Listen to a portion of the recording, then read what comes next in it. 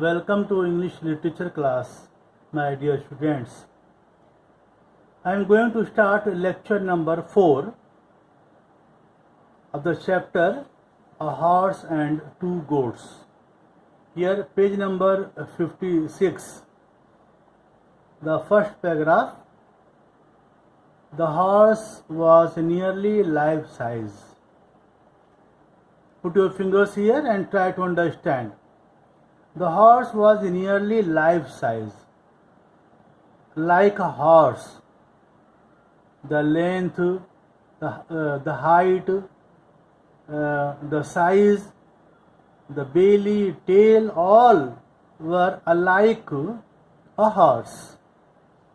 Molded out of clay, it was made of clay, molded out, baked, burnt, and brightly colored, and reared its head proudly. Reared, he raised his head proudly, prancing its forelegs. Prancing means to spring forward on its hind legs. Hind means back legs. In the air and flourishing its tail in a loop, curved tail. These were the features of the horse. Beside the horse stood a warrior. Beside the horse, a warrior was stood with sheath-like. An instrument for moving grass. Hasiya. Sheath-like. Mustachios were like sheath. Bulging eyes and aquiline nose. These are the features of the warrior. Aquiline nose means hooked, bent like eagle. Hooked, bent like eagle. The horse itself was said to have been as white as a dhoti washed sheet. Pure white. Was said to have been as white as a dhoti washed sheet, and had on its back a cover of pure brocade of red and black lace. Pure brocade of red and black lace, matching the multicolored sash cloth around the waist of the warrior. But none in the village remembered the splendor, as no one noticed its existence. No one noticed its existence, as it was outskirts of the village. Even Muni, who spent all his waking hours at its foot,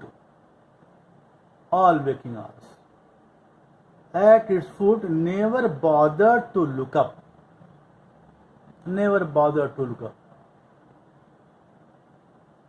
It was untouched even by the young Vandals.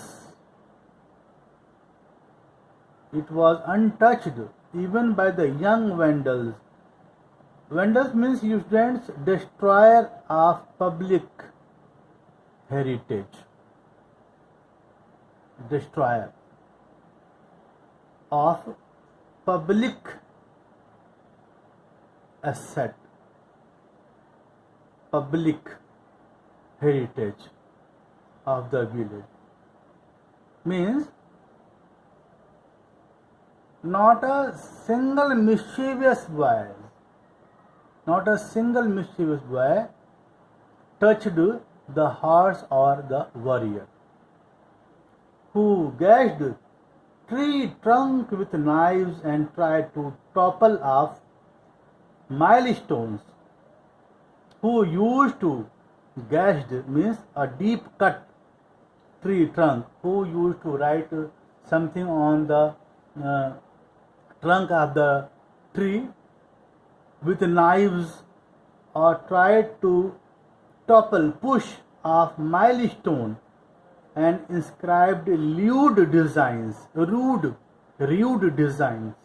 on walls. You may have seen somewhere on the trunk of the tree or in public places or any historical places, some mischievous or uncultured person write their names on the stone, on the tree, here in the park, etc. But the horse and the warrior were untouched. This statue had been closer to the population of the village at one time, when this spot bordered the village. The statue had been closer to the population of the village at one time, when this spot bordered the village. But now the situation is changing. Muni sat at the foot of the statue, watching his two goats graze in the arid soil, very dry soil, among the cactus and lantana bushes. Watching two goats graze in the very dry soil, arid, among the cactus and lantana bushes. He looked at the sun. It had tilted westward, no doubt, but it was not the time yet to go back home. Though the sun was about to tilt to the westward, but it was not the time to go back to home. If he went too early, his wife would have no food for him. Also, he must give her time to cool off her temper. Muni must give her time to cool down her temper and feel sympathetic, and then she would scrounge. Scrounge means to collect. Scrounge. Would collect and manage to get some food. And then she would be cooled down, and when she will feel sympathy for Muni, then she would collect and manage to get some food for Muni. He noticed now a new sort of vehicle. The story is changed. There is a twist in the story. He noticed now a new sort of a vehicle, a new type of vehicle he had never seen, coming down at full speed.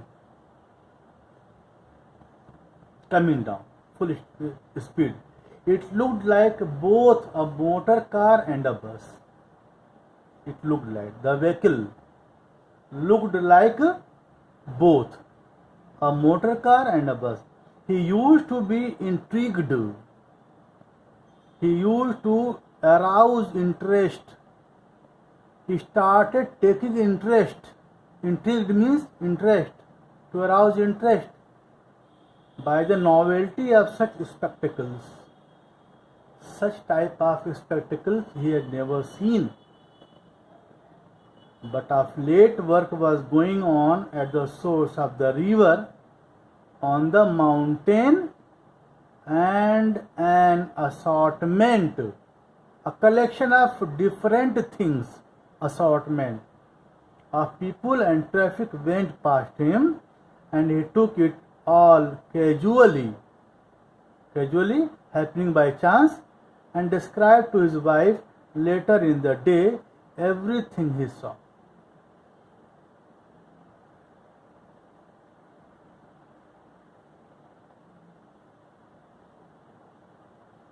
Today, while he observed the yellow vehicle coming down, he was wondering how to describe it later to his wife.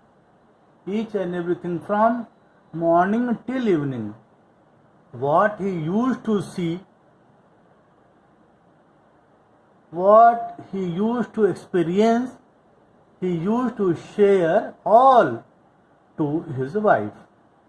But when he saw the motor vehicle, a new type of vehicle, he thought, how would he describe the vehicle to his wife? He was wondering how to describe it later to his wife. When it sputtered, what happened? Explosive sound. With explosive sound, the motor has produced explosive sound and stopped in front of him. You shouldn't mind it where he was sitting. He was sitting on the pedestal of the horse, statue of the horse. Pedestal on which the statue was situated. What immediately it stopped in front of him. A red-faced foreigner, fair color, fully fair color. You know how the Englishman looks like. A red-faced foreigner who had been driving it, he was the driver, who had been driving it, got down and went round it, stooping doorstep to bent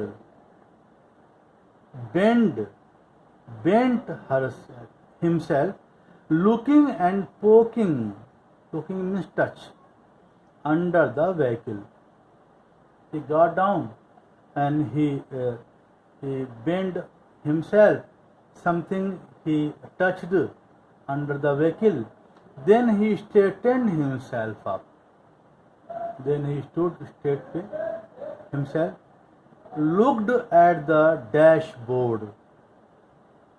Dashboard, you know, a panel under the windscreen of a car. Stared in Muni's direction. And approached him. He stared in Muni's direction and approached him. Excuse me, is there a gas station nearby? He asked Muni. The foreigner, the red-faced man asked, excuse me, is there a gas station nearby? Or do I have to wait until another car comes? Or do I have to wait another car comes so he could fill gas from it? He suddenly looked up at the clay horse. Suddenly his eyes fell upon the horse. The foreigner's eyes fell upon the horse. And he cried, marvelous, majestic, splendor, marvelous, without completing his sentence.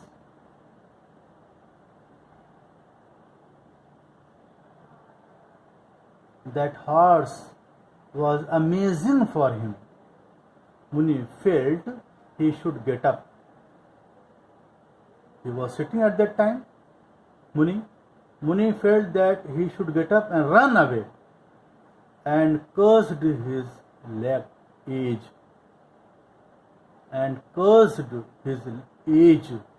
He could not readily put his limbs into action. immediately when he saw the foreigner coming towards him, he wanted to run away from there. He was afraid of him, but he cursed his old age because he was not fit. He was not fit for running. He could not run. His limbs were not into action. The red-faced man wore khaki clothes. Mind it, the red-faced man wore khaki clothes, evidently a policeman or a soldier. Muni thought that surely he will be a soldier or a policeman. Muni said to himself, he will chase or shoot if I start running. If I would run, he will chase me and he may fire. He will chase or shoot if I start running. Some dogs chase only those who run. The idea came into his mind.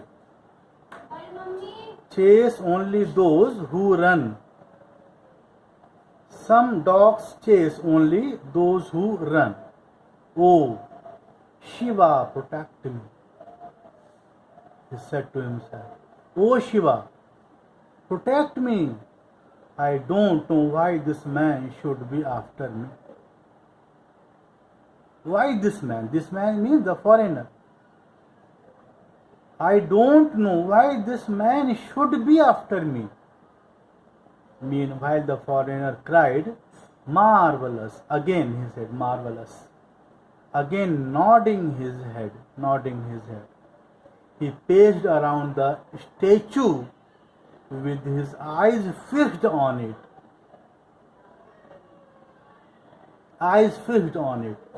Muni sat frozen for a while. He was terribly afraid. Sat frozen for a while and then fidgeted and tried to edge away, to move slowly and carefully in a particular direction. He moved in a particular direction. Now, the other man suddenly pressed his palms together. The other man means the foreigner. Suddenly pressed his palms together, smiled and said, Namaste, how do you do? How are you? He said Namaste and asked, how do you do means how are you? And what happened after that, you will study in my next video. Thank you so much, students.